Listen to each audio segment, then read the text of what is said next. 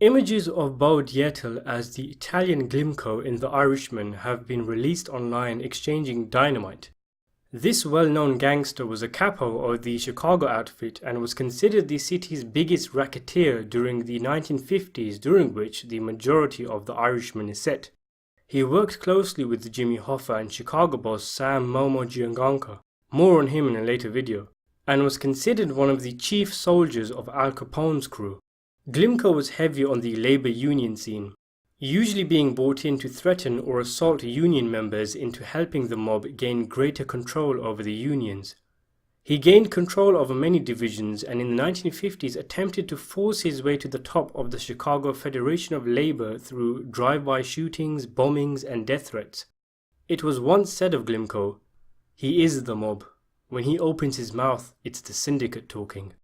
He also gained increasing control of the Teamsters Union before Hoffa was president, and the up-and-coming Hoffa needed control of the Chicago local unions, and to do that he needed Glimco's support. Hoffa and Glimco became close friends, with the latter sanctioning deals which saw the Chicago mob support Hoffa's rise in exchange to union funds.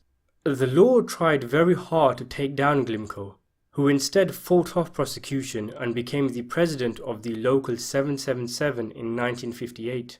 Even still, investigations continued, spurred on by media interest, and during one famous testimony whilst being grilled by Robert F. Kennedy, Glimco used the Fifth Amendment right against self-incrimination 80 times, saying, "I respectfully decline to answer because I honestly believe my answer might intend to incriminate me."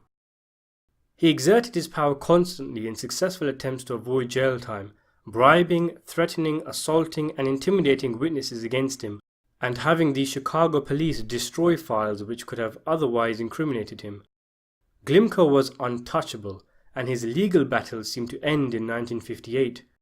But that was only the beginning of his union troubles, which were sparked by a union member filing an unfair labor practice or a ULP against him to the NLRB, the National Labor Relations Board, for depriving him of money owed to him.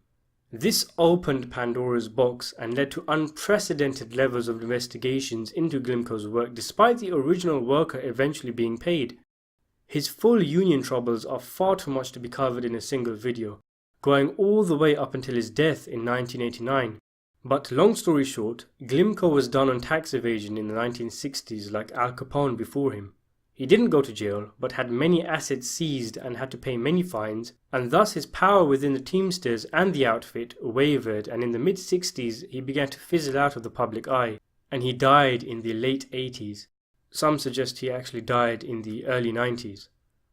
Chances are Glimco will be in relatively few scenes in The Irishman, mainly acting as the Teamsters Chicago connection and representative. It just goes to reiterate though that there's so many characters in the film that could have their own films made on them. Going off of the screenplay of The Irishman, you never get a sense of Glimco's power.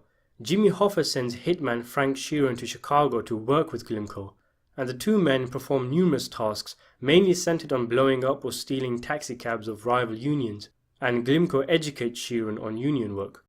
If anything, in Glimco's limited screen time, he's something of a comic relief. Sheeran throws a couple of short and fat jokes his way, and the character is more of a bridge that strengthens Hoffa and Sheeran's relationship, as it's in a meeting between the three that Hoffa studies Sheeran and sends him on his first hitman assignment. Glimco, as stated, will be played by Bo Dietl in The Irishman. Thanks for watching.